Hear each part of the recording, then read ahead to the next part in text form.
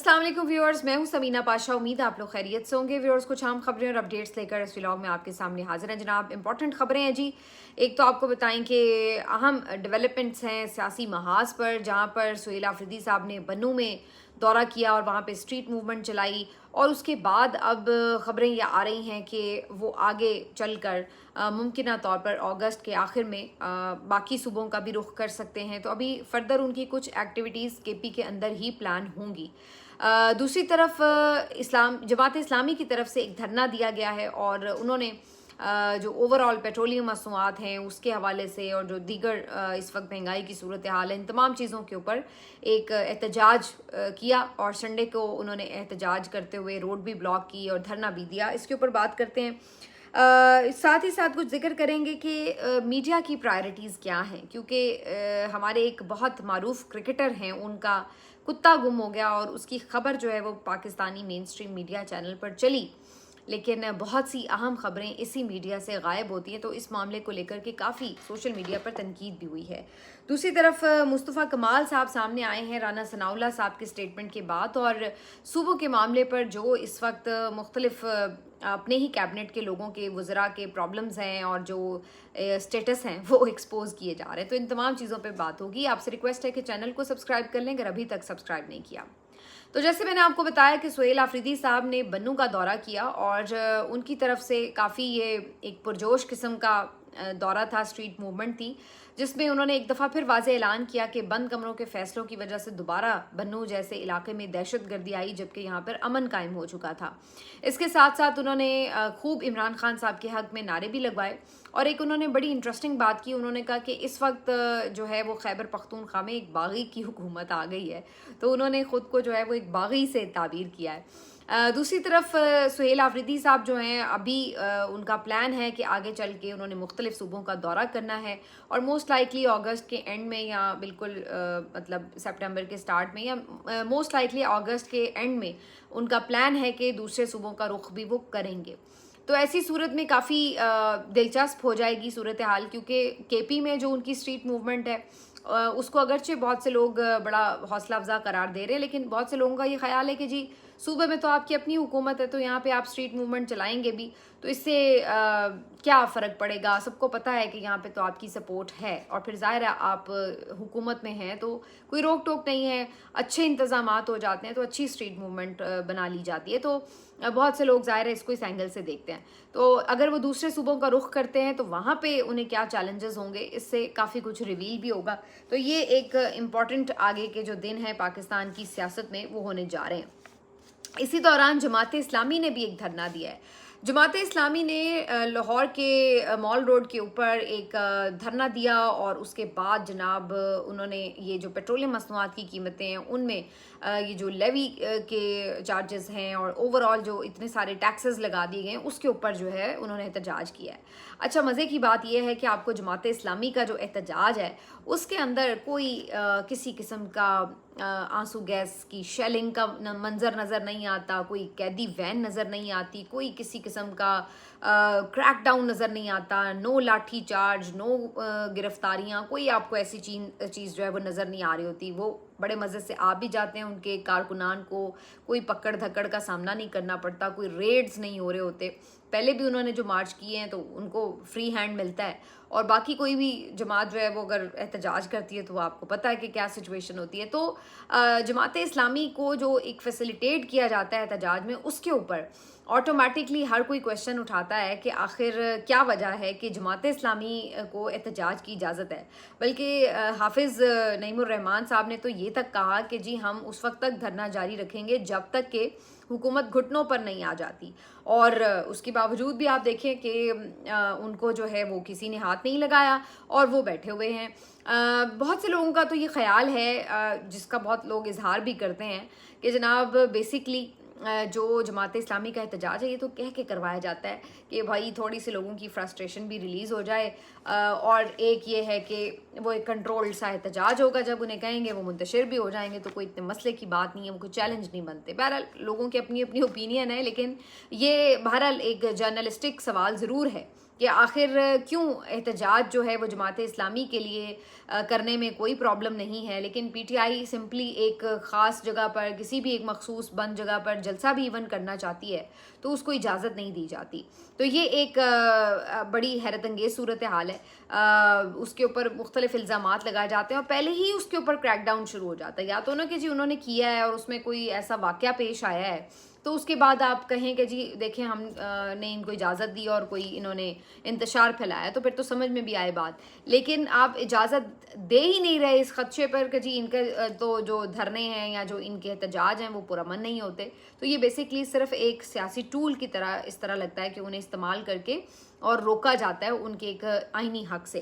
کیونکہ رانا ثناء اللہ صاحب نے کل یہ بات کی بھی ہے کہ ان کو اس لیے اجازت نہیں دی جاتی کیونکہ جی ان کے جو 9 مئی کا الزام ہے ان کے اوپر. تو بھائی 9 مئی کا جو الزام ہے اس کو پروو کریں. جن لوگوں پر آپ نے کیا ہے اس کے اوپر اتنے کویشچنز ہیں کہ وہ کیسے ٹرائل ہوئے ہیں وہ بھی سب کو پتہ ہے.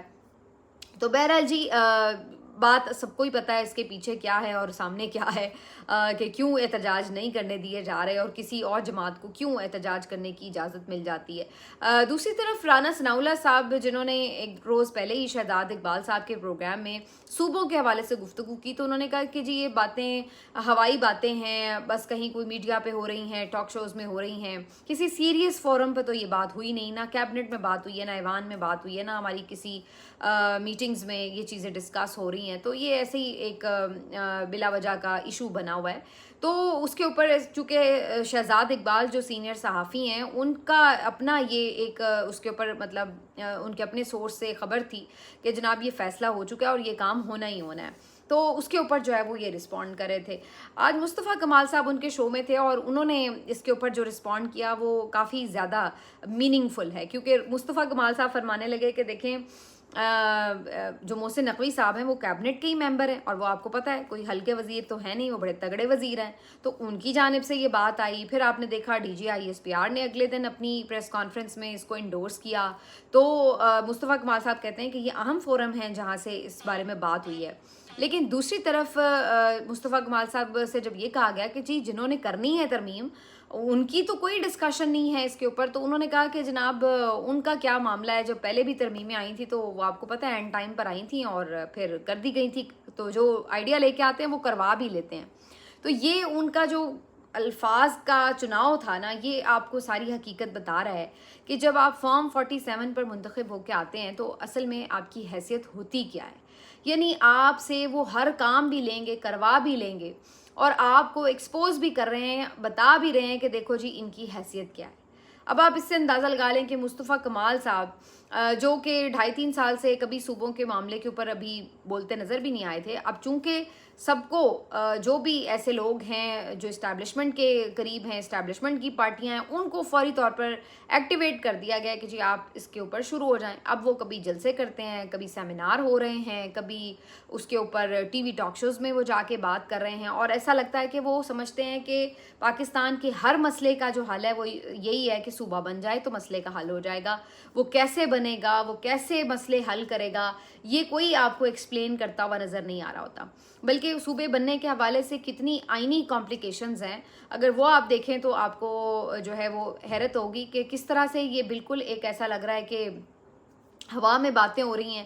اعتزاز احسن صاحب کا میں دیکھ رہی تھی ایک انٹرویو جس میں انہوں نے بڑا کلیئرلی بتایا کہ ہر صوبے سے بھی اور قومی اسمبلی سے بھی اور سینٹ سے بھی آپ کو 2/3 میجورٹی چاہیے صوبے اپروو کروانے کے لیے. اور اب آپ کو پتہ ہے کہ جن جماعتوں کی ابھی تک اپنی اس کے اوپر ایک یعنی کنسنسس بلڈ نہیں ہوا کہ جی واقعی ہم نے یہ صوبے بنانے ہیں، تو وہ کہاں سے 2/3 میجورٹی پوری کر کے اس کو بنائیں.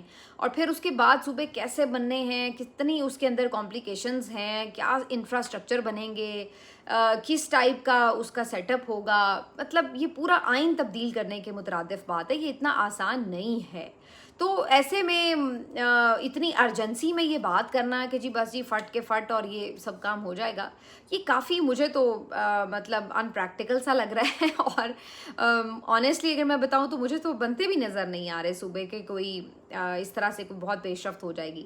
ہاں کوئی مڈل وے شاید نکالا جائے کہ چلو بھائی کوئی انتظامی یونٹ بنا دیے یا کوئی سیکریٹریٹ بنا دیے اور کہا جائے کہ جی چلیں ہم نے اس طرح سے کام چلایا. لیکن صوبے ایس ایچ بننا اور مطلب 4 صوبوں को आप मसावी हुकूक दे नहीं पा रहे होते और हर सूबे में जो है वो एहसास कमतरी पाई जा रही होती है और हर जगह पर जो है वो प्रॉब्लम्स अलग अलग किस्म के फेस करने पड़े, वहाँ पे आपके 30 सूबों से मसाइल हल कैसे होंगे? मुझे तो लग रहा है उल्टा मसाइल ज़्यादा बढ़ जाएंगे। तो ये समझ में से बात कासिर हूँ कि ये किस तरह होगा।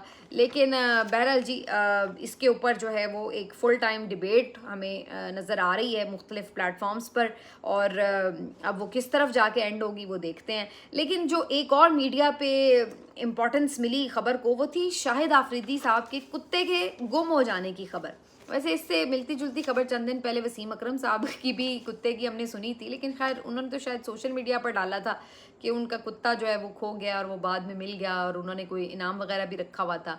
अब इसी किस्म का वाक़या जो है वो शाहिद आफरीदी साहब के साथ भी पेश आया और उनकी जो खबर है वो बाकायदा टीवी चैनल पे भी चली। उन्होंने भी ज़ाहिर सोशल मीडिया पे बताया कि जी उनका बड़ा नाजों से पाला हुआ कुत्ता जो है वो खो गया है और फिर उसके बाद आज ये खबर चली कि जनाब उनका कुत्ता मिल गया है। तो उसके ऊपर जो है वो बड़ी मतलब मैं देख रही थी कि फ़ीडबैक की सूरत में लोग बहुत सारी तल्ख हक़ाइक़ भी बयान करते नज़र आ रहे थे कि ये पाकिस्तान का वही मीडिया है कि जो मिसिंग पर्सनस के ऊपर बात नहीं करता, यानी गरीबों के गुमशुदा बच्चे नौजवान वो लापता हैं उनके ऊपर मीडिया बात नहीं करता, लेकिन स्टार क्रिकेटर के खोए हुए कुत्ते के ऊपर बात करने के लिए मीडिया के पास टाइम भी है, वो उसकी प्रायोरिटी भी है।